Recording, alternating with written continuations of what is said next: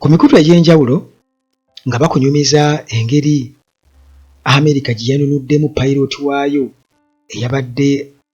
alemedde eyo mu nsozi za Iran, era operation nga bwe yabadde muganda wange butya bwe yasurvivinze okwekweka amagye ga Iran gagamunoonya n'abantu aba bulijjo, muganda wange olabira ddala nga firimu yennyini zino ez'ebikomando ze tulaba wano. Kakati munnange mukatandika butandisi akajjingo mu kikomando ekiwedde emirimu mwe twalabidde nga waliwo abasajja basatu bannansi ba Iran abasipotinze ennyonyi eno helicopter eyabadde yakava okurescuinga pilot nga bakava okubeera nga bamuzuula nga boolekeza ennyonyi ebyasi, era kigambibwa okuba nti munnange akugoba tabulako kyakusuuza, baagikosezza baagikubye, era mu kugikuba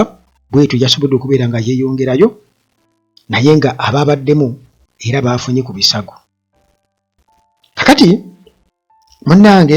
bino byonna byabadde mu ggwanga era Iran mu kitundu oba province emanyikiddwa nga Kuglie wamu ne Boya Ahmed province eno nga eno bagamba waliyo abantu emitwalo nga 7 ate n'ebalala gye bamanyi nga gye bayita Khuzestan province nga waliyo abantu emitwalo nga 4 era nga eno munnange esingayo makolero n'amawanga agaliyo, waliyo Abawarabu n'Abapazia n'abalala. Abapazia be ba natives olowooza ab'eggwanga erya Iran. Kale babatyo aba Joint Military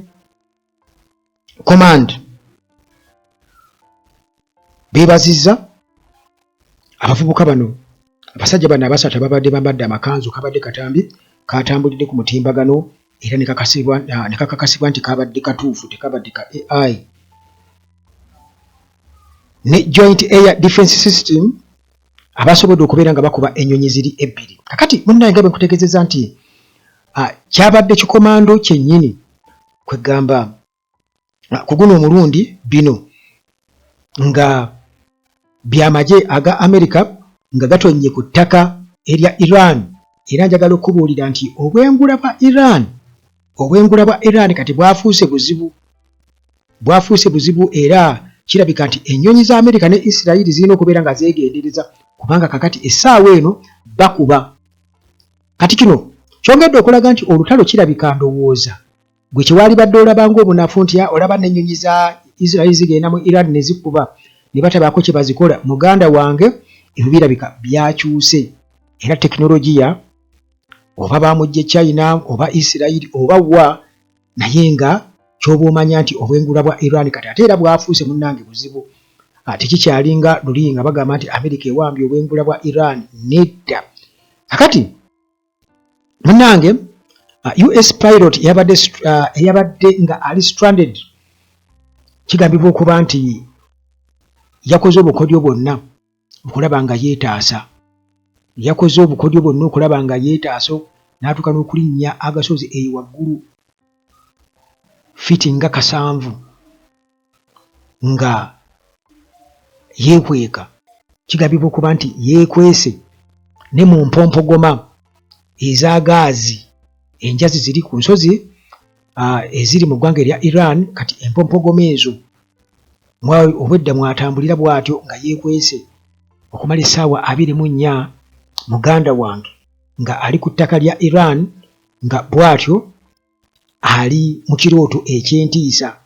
Kakati weapons system officer eyabadde yeekwese nga oyinza okugamba nti yabadde yeekwese behind enemy lines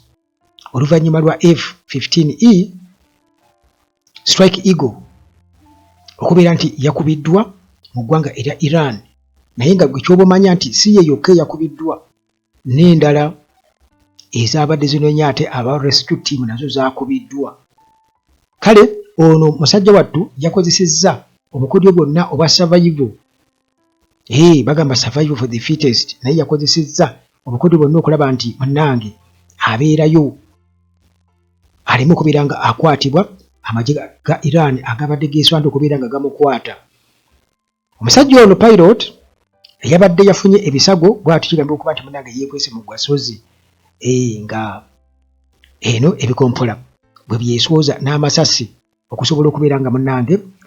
yeewala okubeera nga akwatibwa, era bagamba nti mu kaseera akamu